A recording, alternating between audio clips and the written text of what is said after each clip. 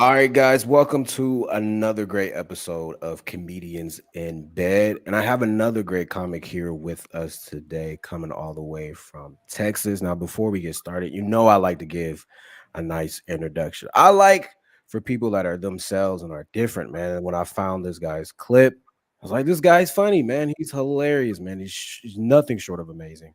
He makes everybody laugh. And I like the fact that when you see him, you don't know what was going to come out of his mouth, man. Everybody, let's give a round of applause for my guy, Arun Rama. I know I messed Hey, that all the way up. yep. Hey, what's up, everybody? That's a long round of applause. A long Yes, round of applause, yes, man. I'm here for it. Yes. Yes, man. So you come all the way from Texas, man. How's doing comedy in Texas, especially with these times? I mean, it seems like it's pretty easy to get any type of material from out of there. Yeah, it's I think Texas has got this amazing mix of like liberal and conservative crowds. So it's literally down the middle, you know. So because I live in the Dallas area, like the DFW Metroplex. So it's you have all sorts of people. It's like the Dallas has got like liberal folks, Fort Worth's got conservative, Richardson once again a little bit conservative. So it's like a mix of things. So it's like I feel like as a comic, it's not just easy to go and say, I don't know, like liberal woke stuff and just get the laughs. Yeah. You got to balance out your material. You got to find the line and toe that line, and then you know you try to get both sides of the aisle. Yeah. Yeah. When I lived so I didn't tell you this. I used to live in Texas actually. It was in like the middle of nowhere. It was San Angelo, Texas. It's kind of Oh. like central West Texas or whatever. I Hmm. maybe because it was where I was at. I didn't see no liberals at all. Yeah. Yeah, that's a, there's a friend of mine that used to be in San Angelo, Texas, a comic buddy, and he used to like produce shows up there. I don't know if you know Paul Smith, but he used to. I think he used to be like stationed out there Yeah. uh, as part of the Air Force or something. Um, yeah, but that's what I've heard. That's what I've heard. Like a lot of conservative people over there. Like it's not Yeah, man. It's liberal crazy. material. It's crazy because I'm from up north. So like when I was down south and just seeing like everybody automatically would be like, "Oh, you're not from here. Like, where are you from?" Like they could Yeah, tell easily. Like yeah. it's crazy. You're not from around here, are you? Yeah. So you based out of Dallas, right? Mm-hmm. Were you I born and raised? started comedy in DC though. Oh, So okay. yeah. Are you born and raised in Texas or you just live? No. I'm born and raised in the Texas of India. I'm Okay.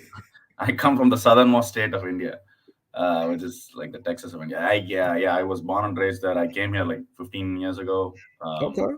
to go to school, and then yeah, I've just been here since started comedy in DC 6 years ago, um, and then I was there for like a year and a half, I think, and then moved back, and then been doing it here ever since in Dallas.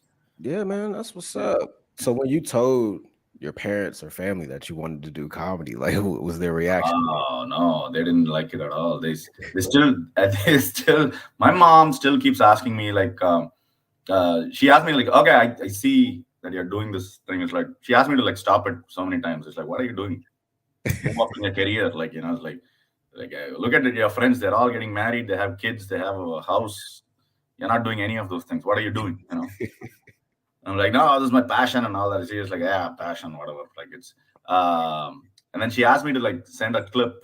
I sent her a clip, you Uh-huh. know, and we use WhatsApp. She leaves me on red. This chick left me on red. Okay. Um, yeah, and then a few days later, I see like the view count just going up little by Mhm. little. So I'm like, oh, okay. So she must be, like Indian parents are not like proud outwardly. Like they're not saying I'm proud of you. They'll maybe she's proud of me. She's sending it to like all her other friends and relatives. So it's like that's what I. So I called her. I was like, hey, so I think you like the clip, huh? Like I've been seeing the view count is increasing, so you've been sending it to people, I guess, huh? Like, and, and then she goes, "Oh no, no, no! I sent it to your uncle and aunt, and they didn't understand it. They didn't get it as well. So I just wanted to make sure that I'm not the only person that's not getting it. So like nobody got it. Nobody got what you're talking about, and I don't." And she asked me like she goes on to like you know it's like is are all those people are they like your friends? Is that why they're laughing, or are they like real audience members? Like why are they laughing? I don't get it. Like what's so Yeah. funny about what you're saying? She's like she goes on to like roast me, like innocently roast me. It's like I'm like yeah, I just went into depression after that. Never Were- talk about comedy with your mom. That's what I learned. yeah. Were you like the one in the family that always made the joke and they had to like throw their hands up in frustration, like now is not the time? Yeah, yeah, yeah, yeah. I was the class clown. I was also like I'm the guy who's like doing impressions of people around me. Like Yeah. I was doing impressions of the teachers, the principal, of other kids. That was my thing in school. So I'm always doing that. I got that from my mom. My mom Oh, does impressions of her relatives because she when she's in frustration, she's like, oh, she said like this, and she yeah. this guy said like this, and then she makes those impressions. And I was like, I think I got that thing, and I ever since like I've just been doing that. There's that need to do that, express it like that, and then make people laugh. Like like I don't know, it comes from that. I think. Yeah, my Yeah. mom like influenced me a lot doing comedy. Like she wouldn't necessarily like I don't think she would like mock like our family members, but she would definitely imitate like Bernie Mac or Kermit the Frog. I don't know why those were her Haha. go to, but like yeah, Yeah, those were like her go to for her. yeah, Were you the only? Or do you have any siblings or anything like that? yeah. I have an older brother. Do they like mesh you two together? Like Nah, see how? no, he's like the complete opposite of me. He's like a serious, innocent guy. Like like just uh, goody goody guy. You Yeah. know, uh, I'm the troublemaker. I'm the guy who's yeah, doing stuff like this. Running his mouth. Talking shit about people. I'm that guy. I'm that guy. Yeah. You need that. You need talking shit to be a comic. Yeah, you do. You do. And So how long have you been doing comedy? six and a half now, I think. Yeah, six and a half. I started 2016 March. Yeah. Mhm. It's like, What made you say that you wanted to go up there and do stand up? Was it like on a dare? Was you drunk? Like what happened? What's that story? oh, I I was pretty much here. Like, so when I came here to do my masters, I was in Dallas. 8 years, never did comedy, never thought of doing comedy. Watched comedians, watched Russell Peters, all these people, Louis C.K., Bill Hicks, Carlin Pryor, all these people. I got exposed, but I never thought of doing it. My friends were like, "Why you're a funny guy? Like you should probably give this a shot." But I never did it. Never thought of it. Then I went to DC. I was for work, and I was there all by myself, and I was like, what do I really want to do? What do I really want to do? Until then, like every night here, I was just going to like bars and getting drunk. Like, every weekend. Like I hope my mom doesn't listen to this. Um, I used to go to like the clubs, bars. I was that guy. Like I went there and I had like nobody, no Right. friends, nothing. And I just asked myself like, what do you want to do? Is this what you want to do? Like just go to a bar and club and do that? And I was like, no, I want to give comedy a shot. Mm. I was like, I want to go and check out what stand up is. So I was like, I googled the open mics, and I just went there, and I didn't have the balls to go up for like a year. Like I just watched, man. I would be like a regular comic, just going showing up to like every open mic and not going up. Yeah. And I got to know all these people, and then they would be like, "You've still not gone up. You're still not gone up. Come on, like you got to go up. Like we see you at all the mics. Like how come you're just sitting through this mic? Isn't this boring?" I'm like, no, this is amazing. This is Right. exciting. Like I just don't know how to talk like you guys. Yeah. I just don't know how to formulate a thought and say it out like that, because you realize it's not the same as making your friends laugh, Yeah. right? it's like because your friends have the context of you already. Like Hmm. it's then you can always call back to an incident, whatever. So, anyways, like I did that for a year, and then there was this one other comic who had like a free class, like a free stand up class or something.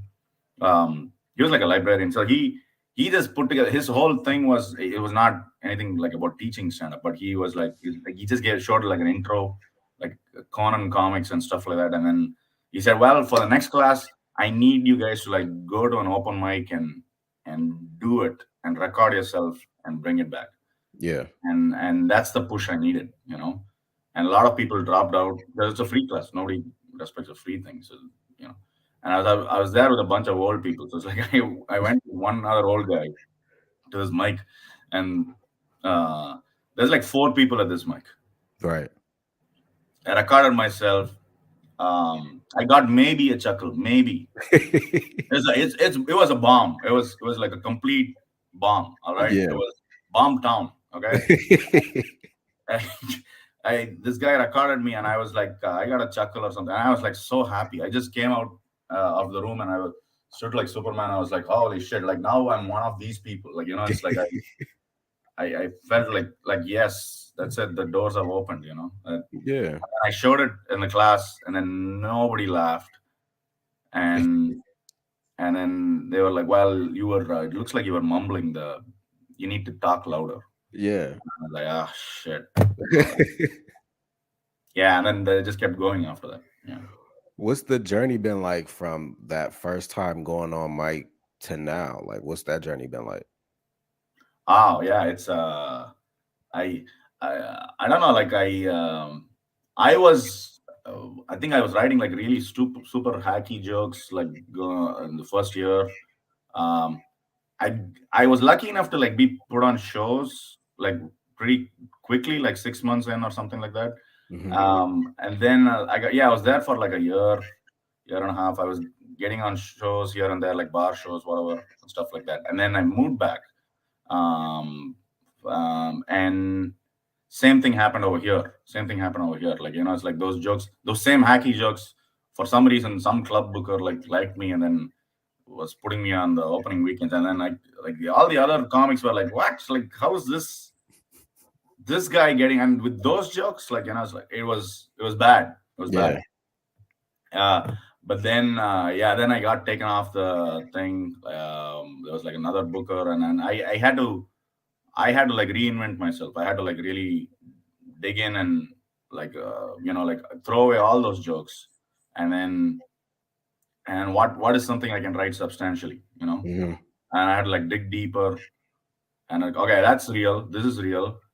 Let me tell them my about my experience. Let me tell it as it is, as I speak, as I would say it. Yeah. And then I kept doing that more and more and more, and then I think that's what. And then later on, like I think a couple of years later on, I started getting the recognition. Whatever, like I'm at the clubs or whatever now. So it's So, um, and then I started expanding to like going to like different places: Houston, Austin, San Antonio, like all these things. So it's like it's been good. yeah. So Um, it sound like since you started to write more about your own personal life, that's when you started to like find the success that you were like looking for in this field. yeah, yeah, yeah, yeah. Yeah, Yeah. yeah. So it's a lot of like digging in, and I'm still struggling through it. I'm still Yeah. on that path, and I always have to remind myself, well, what is real over here? Like, what is something I can dig deeper, and can I observe something deeper and find out? That's why I'm not in a hurry to always come up with like newer and newer bits. Um, uh, you want to see if it's like unique. You want to also see if it's something that yeah, if it's something that's already been done before. I never try to go there. You know, Right. Right. that's because like one thing which brown comics do all the time is like they'll almost always be like a terrorist joke, for instance. You know, because it's easy. It's easy to do that. Yeah. It's like my channel was like, well, can I not do that? Mm. How can I not do that? Like, and then because what if I was on a show with like a couple of other brown comics, like, and then they already did that. I don't want Right. to be that guy. So it's No, like, I yeah. It's Yeah, I understand because I I, try I to. yeah, it's still an ongoing journey, man. It's like I still have to remind myself to keep Yeah, going. I try to stay away from race jokes too. I mean, it kind of come easy after a while, but like I try to stay away from like black versus white jokes. Hmm. But sometimes I might be weak, and like if I'm in the area where I know, like if I'm in the suburban area and I got a show in suburban area, then I'll probably like bring it up there. But yeah, I try to. It's such like low hanging fruit. I try not to do it like myself. Yeah. So like, what's your writing style? Like when you see something out there, do you write it right then and there? You take some time to marinate it, or do you write on stage? Like, what's your writing style? What's that journey like?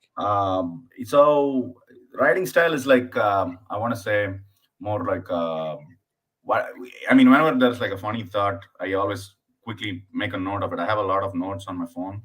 I call them bit ideas. They're not called bits. This is bit ideas, and then Yeah. I just write down. Oh, this is a funny thought, funny idea. And it might not be anything. Later on, I'll just look at it and it's like, oh, this is not. Yeah, maybe I thought it was funny in the drunken state, but it's not. You Yeah. know, and then but some of the other ones, if it's something that I think, this is new, this is unique to my perspective, and like people haven't heard it, and it's also true. So then I'll go on stage and give it a shot with that same format that I had.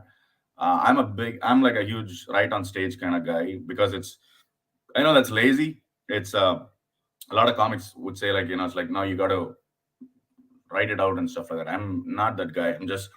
I like to go and with that same idea, I just like to go on stage and just say my thoughts. And because Yeah. like when I do it, when I do like a ranty style. Like the initial part of my bit, the like a how it's like a I don't know how to say it.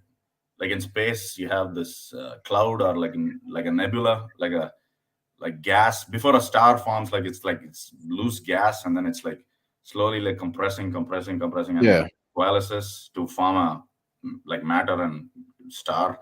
you know that's the same way I look at it. Like a bit, it's loose right now. Let me just go and rant about it. Let me just go and say my thoughts about it, Right. Right. Right. and then I'll just go off. It's not efficient at all.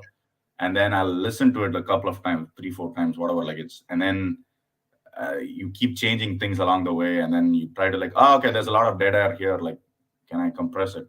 And then now it becomes like a formulated thought, and then it finally, hopefully, reaches the thing. Finding sometimes like the last punchline is trickier. You don't know Mhm. where you want to end it. That's you got to find that. Pitching it with fellow comics who have the same like wavelength, that helps. Mhm. Um, you gotta have a good crew.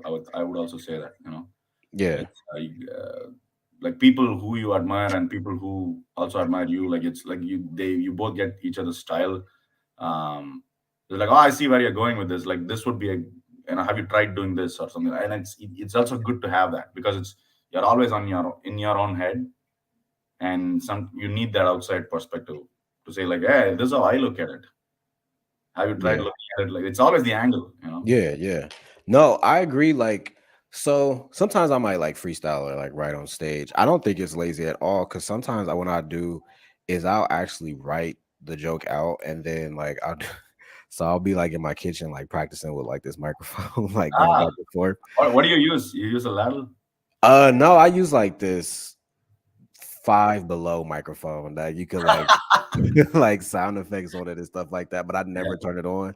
yeah, yeah. So like I'll use that microphone, but like what I'll realize is that when I actually go in, write the joke and try to like practice to memorize it, I'll come up with like another line. And so I'll Mm. be like, all right, let me add this to it and then like just go from there. So like I kind of like so like if I like write for an hour, like the first 30 minutes is probably gonna be me actually writing, and then I'll be like, all right, this is like I feel like this is good. Like let me test it out. Yeah, Mind you, nobody's here but me. yeah, So just like so I go in there and then I'll practice. And then once I practice, I'll be like, oh shoot, I just came up with like another line. So like I kind of like do both. I kind of like it actually. I don't think it's lazy at all. It's probably like one of the most it's a pretty like creative way to like create your art. yeah. It's like I think for me, I mean, I think it's the process like different for every person. for me, what it does is like it forces it out. Yeah. I wouldn't have thought of it, but it's like on stage when I'm just saying stuff like in the rant, I would say something and then it would force out the real feeling that you have Right. about it. And then when that gets out and then you get the laugh and it's like, aha, yes, okay, that's now that's that you keep that line, because Right. that came from a real place. And it also you got to trust your humor instincts to For make that sure. happen, yeah, yeah. For sure. One of the things I like about comedy, man, is that it actually gives people an opportunity to have conversations that they probably normally wouldn't have conversations with. Like when we Yeah, see comics on stage, we see Asians, we see black and brown people, we see white people, we see Latino people. yeah. Like when you get off stage and people hear your jokes and stuff like that, what are those conversations like afterwards from fans like that's been sitting in the seats? Like what is those interactions like? I feel to me it's like how they say like America is like a melting pot of all different cultures. Hmm. That's most experienced in comedy is what I feel, Yeah. because it's so like when I came here and like when people from different backgrounds come over here, it's so easy to like go into your own bubble. Like Asian people hang out with Asian people, Indian people hang out with them. It's the same thing. It's like everybody goes into their own bubble, and Yeah. then before you know it, like they have a job, they move to the suburbs, they're amongst their own crowd. Yeah. You never get to mix with maybe an occasional colleague or whatever, but that's it. Hmm. But at comedy, that's where you actually get to meet all sorts of people. It's like all races, all political beliefs, uh, and then that's when you realize it's like, wow, not I didn't like I had like preconceived notions about this set of people or Hmm. this background of people, or but they're not all like that. It's like Right. it's what you hear as a stereotype. We make jokes of the stereotype, but it's like not everybody's like that. Like everybody comes together in humor. Everybody enjoys good jokes, and it's like I have had a lot of positive experience. Like it's I have met people I wouldn't have met otherwise, because of comedy. Right. And it's you meet like liberal folks, conservative folks, all these. I mean, the people are like, I even have like a joke about it. It's like, it's like how conservative folks are like misunderstood in society. And uh, there's this guy who came and asked who told me, he's like, yeah, yeah, I like your jokes and everything. You just drop the accent, just drop sound normal. He thought I was faking this accent. Oh wow. Yeah, like conservative guy, like the hat and like plaid shirt tucked into the jeans. They have a type. Like Yeah. guy, like he comes and like talks. He's just like, yeah, just drop the accent. Like I was like, wow, it's like it's like I should be offended, but like he means well, Yeah, yeah, yeah, because yeah, he thinks actually I am American. That's what he thinks. yeah, And that thing, I was like, oh, that guy's progressive. That guy's more progressive than most of the liberal friends that I have. It's like that. It's Progressive. Yeah, that's you funny. meet all sorts of people. You meet all sorts of people.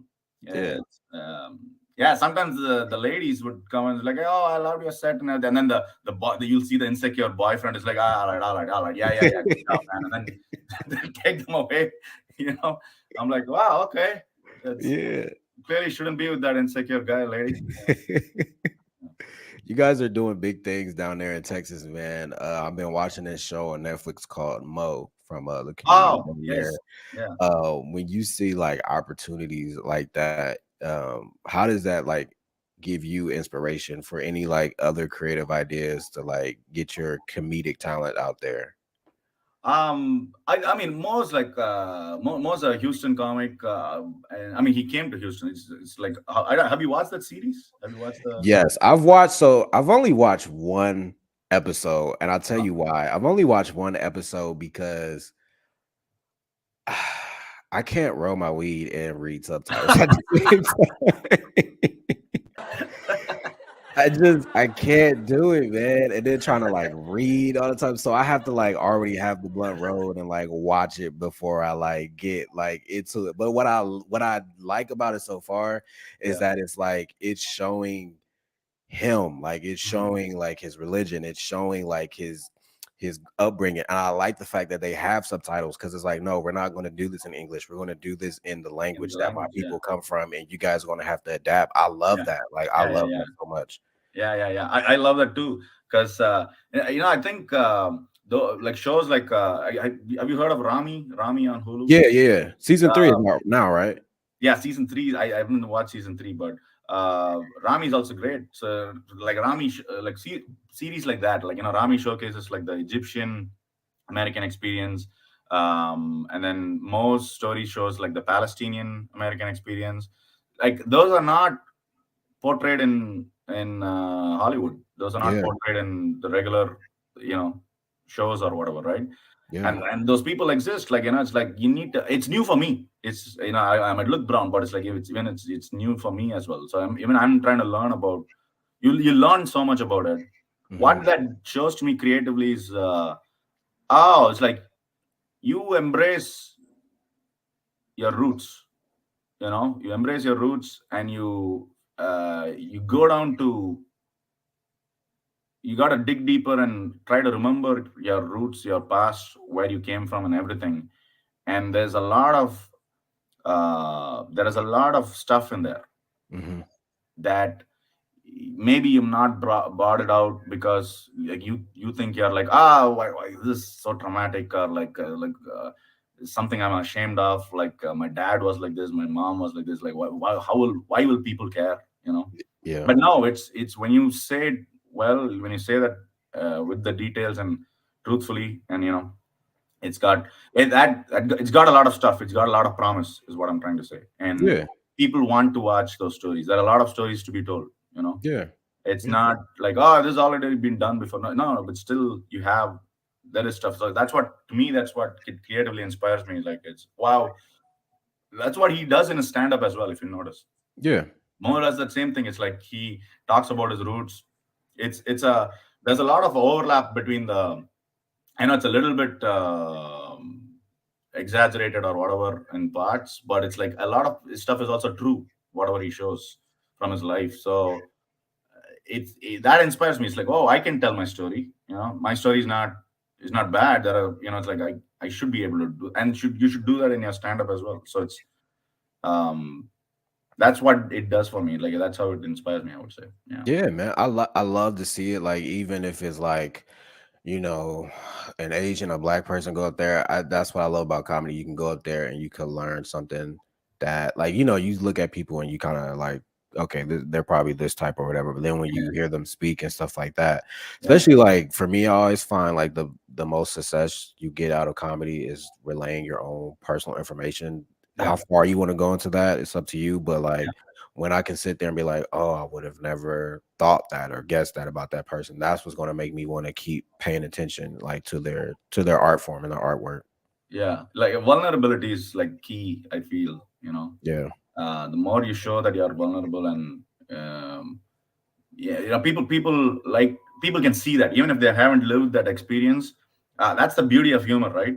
yeah, It's or comedy. Like it's like, while nobody has lived my life, nobody knows how it is to be an Indian person, and yet white and black people, Hispanic people, whenever they're in the audience, they still look, they hear, they can listen to me, and they can laugh because there is something they can relate to. yeah, It's like, yeah. oh, that must be hilarious that he went through that, or they can see it like that. That's the beauty of the human experience, I think. I'm such a fan of learning like different people and their cultures, man. I love it so much. So anytime somebody put me onto something new, I am like a fan. Like this year, for the first time, I had Indian food, so now I cook it. Hey, Like, what did you have?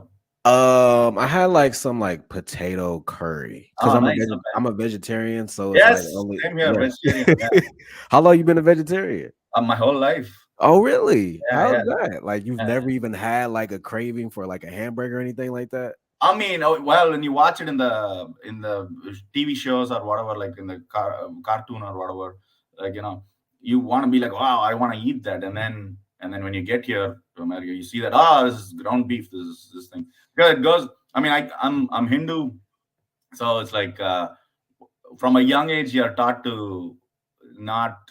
it's like not eat meat, and then Okay. because like killing cows is whatever all that. But, and my mom still keeps asking me, it's like, have you eaten meat? Have you tried it? And I'm like, no, no, no. I've accidentally had it, like at like Taco Bell or something like that. They gave me the wrong thing, and I was like, I took one bite, and it's like, ah, shit, like it's Yes. that, isn't it? Like it's like, yeah, but I'm not the guy to like make a fuss about it. It's like, all right, what's done is done. Yeah, man. I've been a vegetarian for 5 years now, and you could definitely feel like the difference. And sometimes like I'll get like fake meat or whatever, and I'm like, Yeah. and I'll bite into it, and like my mind is like, nah, this is real meat. And I'll be calling them, be like, hey, is this really fake meat? Because like I Yeah. can't do it. Like I can't do Wait, it. wait. Let me ask you this: have you had that Impossible Burger or the Beyond Meat thing? Yes, I have. Do you think they're like they are actually close to the real thing? Because I don't know. Yes.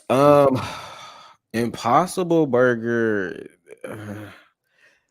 It doesn't taste close to a hamburger. The closest that tastes like a hamburger to me would be like Beyond Meat. Ah, But okay. I can't really vouch for everything as of lately Mm. because with inflation, I kind of feel like they're taking some stuff out just Yeah, to yeah. like keep the price down. I can like tell like I usually get like Trader Joe's beefless meat because Uh-huh. it's the cheapest. It's like 2.99 as opposed to like Yeah, 5.99 for some other fake meat. So I yeah, usually get that. But yeah, like yeah, the texture is important. And the only thing I don't like about being a vegetarian, man, I could finally have this conversation with somebody yeah. is that people always question like what's in it. It's like you don't question what's in your meat, like your hamburger or anything like that. It bothers me.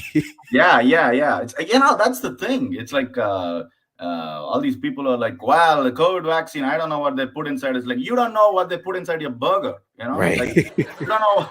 You're eating Jack in the Box. You don't know. Do you know what's inside? Do you think that's real chicken? I don't know. That's Yeah, man. people. Yeah, did you hear about the Beyond Meat executive? Like that guy got arrested for biting another man's nose. Like So, he like that guy bit into the actual meat. It's like that's I, they be doing some weird stuff, man, at Burger King. I think they made like a burger that tasted like human flesh last year for Halloween. what? Yes, like it was a real flavor. And I think the buns was black and everything. And I'm like, nah, y'all taking it just a little too far. What's happening at Burger King headquarters? Is that I have no idea, all right? man. Gather in, folks. I think there's been an interest in cannibalism lately. We Right. got to we got to give people the experience of eating other people. Yeah, it's this is beyond meat at this point. Yeah. No, man, it's crazy, man. So talk about like your experience from like going to like bar shows to like Yeah. an actual comedy club. Cause sometimes that could be like a huge transition, especially from like where you could see everybody in the audience to now you can only see like the first few people in the front row. Oh yeah, yeah, yeah. Bar shows are like a different animal. Like it's almost always people are not paying attention. It's like they're walking around. There's all people are talking. It's noisy. The host went and made an announcement. It's like, hey, we're gonna have a comedy show out here, and then most people hate you. It's like what? I came here to like stick it into this girl and trying to like yeah, impress this chick, and then you're doing this. And then you gotta power through that thing. It's like I think early on, like bar shows, I clearly remember I was I was eating a dick. I was talk about meat. Yeah, I was. You know, it was bad, man. It was so bad. Like my accent was. I mean, if you think my accent is thick right now, my accent was way thicker. I had like trouble, getting the words out because the first year, like first couple of years is hard. It's and then they're not listening. You see people not listening, and then you let that get into your head, Right. and or like a joke doesn't land, like the punchline does land. Your face crunches up like when you see other people are not laughing. Yeah. You know? And then I just realized like, wow, and I saw like other like experienced comics do those shows, and they Hmm. were like, oh, they're projecting into the mic. They're like they're talking to the crowd a little bit. They're addressing what's going on there. Hmm. That gets them initially to like pay attention to you. Now you go into your jokes. Like, so I learned stuff like that, you know. And then it's okay for you to like cuss a little bit. Like, it's like I'm typically like a clean comic, but it's like at the bar shows I'll take that liberty to like cuss a little bit and uh, do that because it's like because it's a nighttime thing, it's like Yeah. they want to hear like drinks and sex, and it's that, you know Yeah.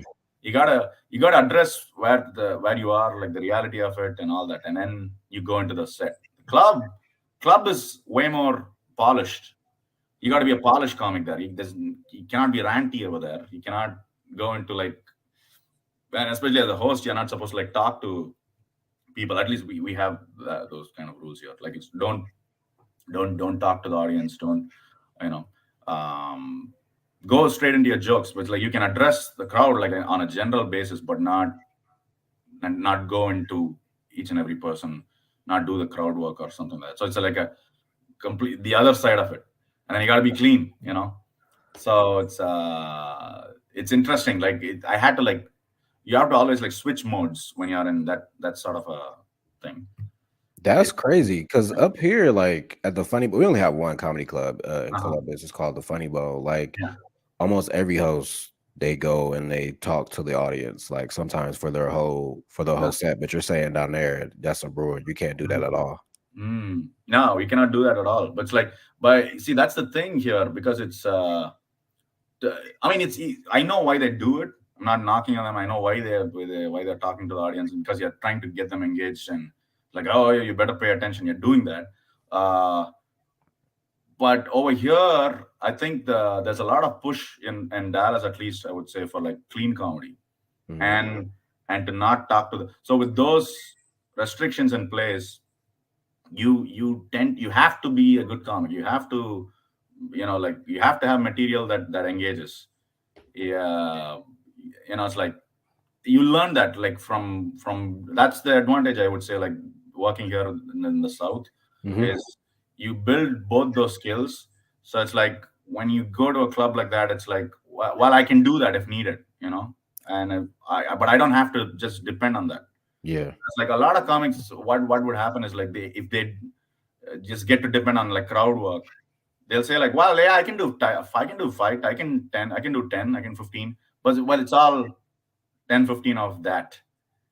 You're not, well, suddenly, let's say there's like a private gig and you got to be clean, and then you got to like, can you do 15, can you do 20, and then you're like, well, I don't have that now, you know Yeah. because it's like, well, I did the funny bone. They didn't say anything over there. Why are you guys like, but you gotta adjust. Yeah, I feel like a comic is like a Swiss Army knife. You gotta, once like a knife, once like a scissor, once like a thing. You gotta pull out all these different things as per the situation, and you gotta be able to deal with that. So it's like, I saw that even in New York. I saw like, at a lot of the clubs, like, these comics would go in and just do crowd work initially.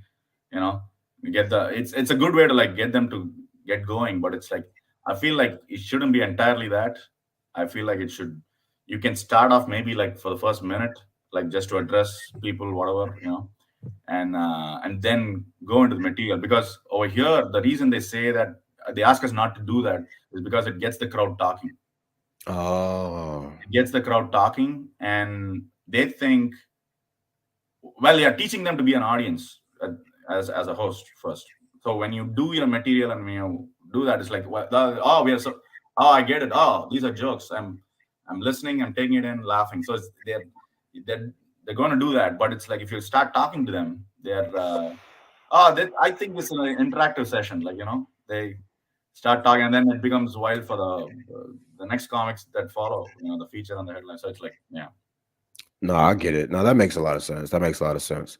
One thing I didn't like take into consideration with you is that you have to probably like over enunciate like your words so that people can understand you. Like how was that experience and is that something that you're very conscious of still to this day? Yeah, yeah, yeah. I am very, like, I know I talk a little fast sometimes here, but on stage, like I used to do that same thing, and like a booker over here told me, go slower.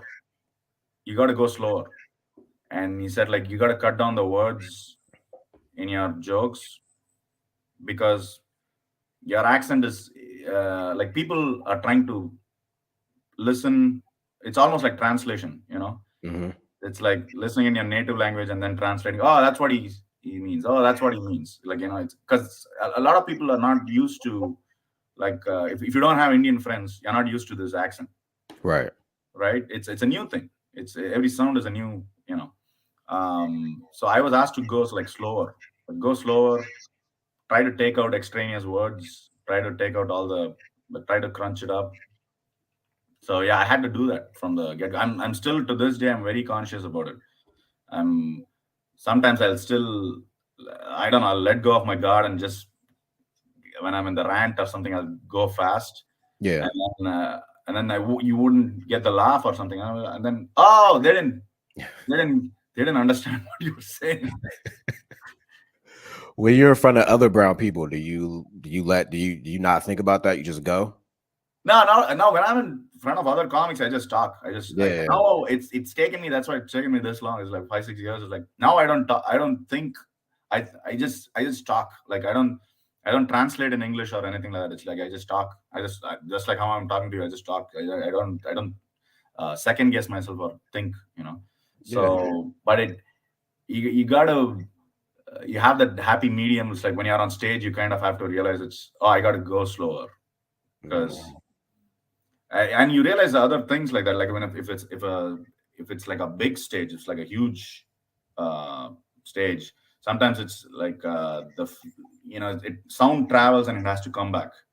So sometimes it's you say a punchline and then you gotta have like a second beat, and they laugh. You gotta give them that second. You Yeah. cannot like step over the punchlines, you know what I'm saying? Yeah, I do that like all the time still. Like if I'll say a joke, I'll like say a tag or a punch, and then they'll still be laughing. But I only experience this in comedy clubs. I'm still like getting my feet wet in comedy clubs. Yeah.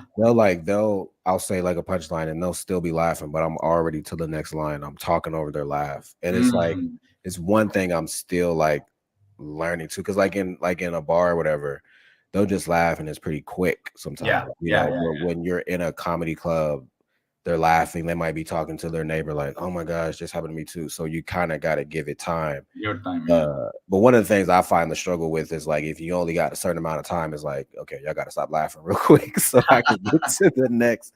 Yeah. I can get to the next joke, man. Yeah, it's I've been I that was my audition at a club here was the same. I got the same feedback. Mhm. They were like you were stepping over the punchlines, and then because I was like I only have 6 minutes or 7 minutes, whatever the time they gave me, and I was like, oh shit, like I have to get these jokes. I have all these jokes planned. Then the booker told me, it's like, well, you never step over the punchline. You let them laugh. So it's this is what I learned. Like the laugh goes like this, and then it dies down like this, right? So it's like they say when you start talking when it's about to go down, right? Let it hit the crescendo, Mhm. and then as it's about to go, that's where you start talking. But don't wait it. If you wait all the way down, that's like dead. Like you'll feel dead air and it's uncomfortable. If you Yeah. start talking here, then it's like people miss it because of they're still laughing, you know. So you Yeah. gotta like on the come down is when you start. So that's something I learned. It's um so for the club audience especially, they said like you gotta do that, you know. And like you said at the bar is like that's why you have to have like quick jokes at the bar, you know. Like can I hit them with quick jokes? Can I? It's wildly different. Yes, you learn No, something. that was good advice. I've never heard like meet them on the crescendo down. Like that's, yeah, Yeah, that's real good advice, because it's either that or like I'm like trying to like, I know that they can see me, but they don't know that I can't see. So I'm just like trying to like point my head in certain directions when I tell yeah, jokes to like so it can go yeah, to yeah. like the You're going people like that this, I right? Yeah. It's crazy, man. I remember the first time I went and I did like it wasn't a club, I did like a small theater. It was a show that I produced here, but the lights were like so blinding. It's Oh like yeah. it takes a while to like get used to the lights and stuff Oh like yeah, yeah, it I takes a I know the pain. Oh my god, it's you got to like imagine like yeah. they must be laughing. It's the craziest thing, man. Has your family ever got like a chance to see you live in comedy? Nah, Would you be no. nervous if they did? Yeah. My mom is back home in Okay. India.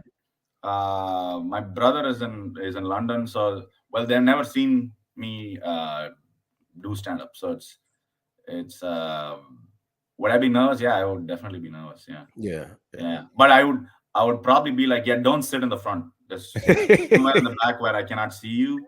You know, so that I can at least like, well, they're there. They might not be there. Like you let me like I'm Yeah. here. You gotta. Man. Has your family seen you? Yeah, man, my mom seen me like twice. What did she say? She doesn't like when I talk about my dick. Like she doesn't like she does not like that at all, man. And my dad has seen me. He only seen me one time, and it was a show that I produced. I had to kick him out because he got drunk, and he was all the way at the top at the back, so I could still like Man. hear him. But other than that, my sisters have came and stuff like that, and Yeah, they like it. I think it's something like new for them because growing up I was like a very shy, like quiet kid. So it's kind of like still like new for them to like see me out and like yeah, talking, you know what I'm saying, and have an yeah, opinion, you know. yeah, So yeah, yeah. yeah. Yeah. But one of the things that I wanted to ask you was seeing that all these comedians are like breaking records and doing like comedy shows in rooms in like countries that we never seen. Like, Mhm. do you have like dreams or aspirations to like put like India on the map and like do a comedy special in India and like really show off that heritage and like really relate and talk to your own people? Yeah, yeah, yeah. I think there's you see like Indian American comics a lot in the represented in America, but you don't see like Indian comics. So I think that's my goal because there is a lot of Indian like immigrant people. Like, I think like people like Hassan Minaj, Hmm. like Kumail, Hassan Minaj, all these guys like are what do you call them? What do you call? Who else is there? I'm trying to Russell Peters. All of them they represent like the first generation Indian American kids, Indian Hmm. American people. So like I feel like they have a voice. They see themselves like represented.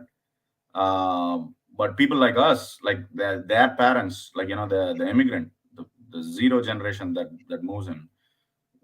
While you don't see us in the mainstream, Hmm. in comedy, like it's so rare you know for us to even come and watch a show. So I want to, and but we do have our own struggles, like about like the green card, about the all these things, so many things, the way of American life, it's confusing, language. uh I want to put that on the map. I want to represent these people. I want to tell their stories, like tell it from my perspective, but hopefully I cover their experiences. Yeah. Mm, yeah, I don't know. It's maybe a Netflix special. I'm not asking for much. Like just an HBO, just a Comedy Central. It's not much. It's not just give me three of those. Like Three. just yeah, just three. Like okay, fine, Hulu. All right, fine, we'll go there. All right, fine. All right, We'll. Who's on your comedy rush Mount Rushmore? Oh shit. Uh, Comedy Mount Rushmore. Fuck. That's a tough question. I would say it kept changing through the years. Like I think Mhm. initially it was like Russell Peters for me was like a that was he was my intro to comedy. Okay, okay, okay. Russell Peters was do you know Russell Peters? Yeah, yeah, I do. Mhm. Uh, so when 2006, like yeah, he was big, man. So that's when he started blowing up. And then it was, I think I want to say George Carlin for sure. Mm, Like the first I was like blown away by this guy. Like I was like, oh shit, I can never do comedy. Like yeah. once you see a guy like that, it's like, ah, okay, I cannot. If that's comedy, I cannot. do stand up. Who talks like that? Right. You watch Eddie Murphy do comedy, and you're like, no, I cannot do comedy because he's so funny. Like it's like you cannot Yeah. match that. Yeah. Watch Pryor, like it's the same thing. It's like you cannot match that. I don't Yeah. know. I think Louis C.K. was like a huge thing. I know it's not a popular thing to say. I don't condone all that, but it's like definite comedic influence. Louis C.K. for sure. Um, I Russell Peters, Louis C.K., George Carlin. Um, I'm trying to think. Um, Roy Wood Jr. Roy Wood Jr. is one of my favorite people. And I also like I think in the current crop of comics, I like Mike Vecchione. Hmm. Mike Vecchione, I like him a lot. Mike Vecchione, Sam Morrill, all these guys. Um, I like yeah, man. I mean, it's like I don't know like a top five. You know, Yeah. Yeah. Yeah. I like all of them. It's like they're all it's like amazing songs. But I think I keep watching more of their stuff. I would say like Yeah. Yeah. so. Yeah. But your favorite is definitely whoever puts you as a feature for their tour. That's the Oh, favorite. oh, that's your favorite. That's you just straight up lie. You just always say like it's like, yo, big fan of you. Watched everything that you do or that you did. You just read their Wikipedia page just before. You know, just like just for laughs. Netflix app. Oh, it's amazing. It's amazing. It's amazing. I love your body of work. That's what you say. Who says body of work? I say body of work. who's, I who's, act- I who's your actually top five? my top five before I get to it, I actually Yeah. see you when I was looking at your page, man. You actually have met a lot of comics, man. You actually have Yeah. Yeah. a lot of good ones. My top five, I feel bad that no women are in there, but I'll go ahead and say it anyways. I like Dion Cole. Oh, Dion Cole, so good. So Dion Cole is one of my favorite. And then I actually like Arnez J. okay. Like Arnez J too. Uh-huh. And then I would have to also throw David A. Arnold in there as well. And David then Arnold. yeah, Oh, yeah. okay. Yeah. And then the last two spots, let's see here. They always fluctuate, but um no, I'm not gonna say his name because no, I'll Say say it. it. I like Ari Spears. Okay. I do. Like, Okay. even though what he did Hey, wasn't cancel this guy. yeah. Cancel this podcast. Ty Erskine, done. Even though like what he did wasn't funny, but like Yeah. I've actually like because I like him because I used to watch Mad TV a lot. I didn't watch SNL. Like I watched it, but like I really reverted to Mad TV a lot and him and like when Mad TV was like in their era, like him, Stephanie Weir, Deborah Wilson, like all of them. And then when I actually heard him do stand-up, I was like, oh, this guy's like actually good. And he's been doing it for like a while. Like he was on Def Jam when he was like a teenager. So I really like Ari Spears. And then lastly, it fluctuates, but I could say Adele Givens. Like she's Okay. hilarious. Yeah. She like hold her own. Like I like watching like old episodes of Def Comedy Jam. She hold her own like every time. Like Yeah. every time she holds her own. Like that's Yeah. definitely like my top five. But once again, whoever asked me to like open for them, you're my Yeah. favorite. I love you. I've studied your work. Yeah. Body When of I work. Yeah. when I first started writing, I was writing like you. You know what I'm saying? Like all Yeah. Yeah. before we get up out of here, man. Yeah. You see, Ty, when I told my my top five of comics, I covered like almost every race. I covered like the brown, like Russell Peters. I said the white, George Carlin, Louis, and I said I represented the black community with Roy Wood Jr. You know, um, I forgot to mention a woman like Maria Bamford, super funny. Yeah. Uh, but you said all black comics, man, all black male comics, and then Adele, you just threw in Adele Givens. Just I see you, man. I see you. I, Hey, I like Wanda Sykes. I like Wanda Sykes. still black, still black. Where is the white people are underrepresented in today's comedy? Where are they? Where's the brown comic that you like? What about Hispanic comic? Come on. Okay, listen, I'll give you a white woman who I actually really do like. She's Yeah.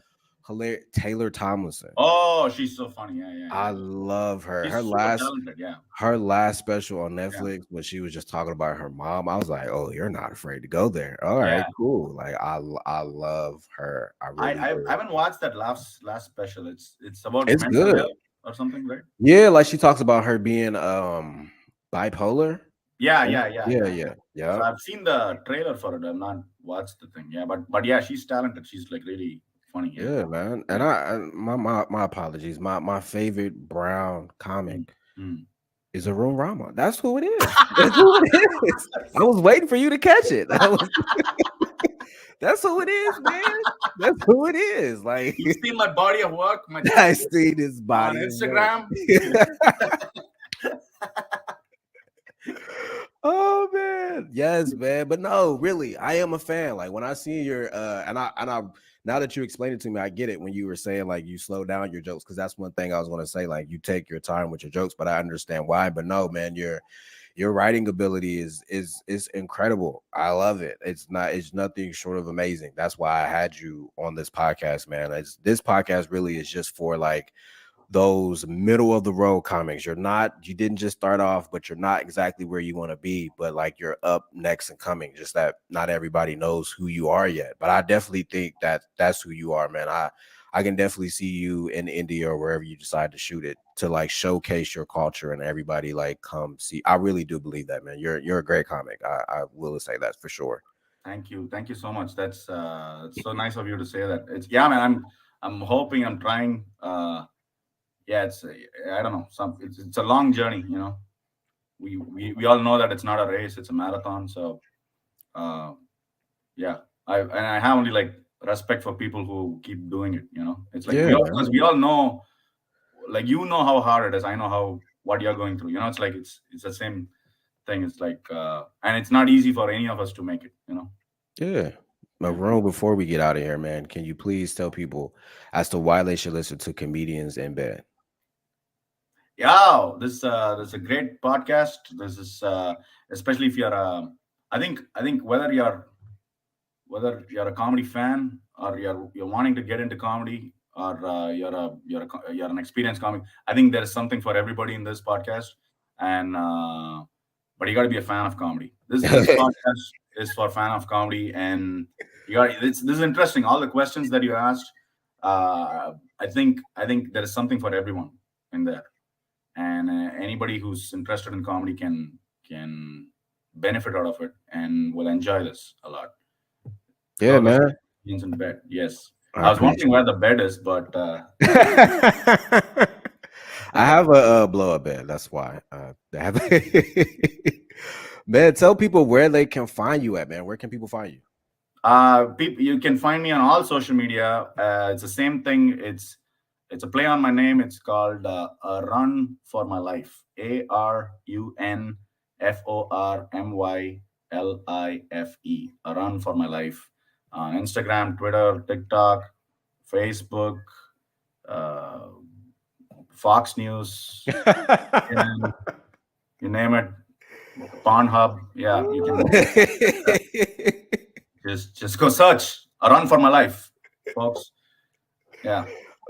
And before we get out of here, man, I feel like I haven't been pronouncing it right the whole time. How do you pronounce your name again? So that people know, like when they Google it or when they hear it, that's the guy that was on this show. It's spelled as ARUN and as a Nancy, but it's Arun. You say it like it's got a double O in there. Now you might ask, why don't you write your goddamn name with a double O in there? Well, I don't know. That's how Indians write that name in India. Like, and I gotta ask my parents. And No, Rude. I think it's so important that we understand and learn how to pronounce everybody's name because listen, I've only experienced this with Asian people, and no shade to Asians, but I hate when like people come to America and they adopt an American first name. That oh, I hate it. I hate it. grinds my gears, man. Yes. So Yeah. that's why I had you like pronounce your name from your Yeah. own lips, not mine, so that people Yeah. know exactly who you are, so they can find you, man. Because Yeah. you're definitely about to blow up, man. I Wow. appreciate you so much for being on this show. Once again, people, another great episode with Arun Rama here and Comedians in Bed. Let's give him a round of applause, everybody. Thank you. Thank you so much, Ty. Thank you.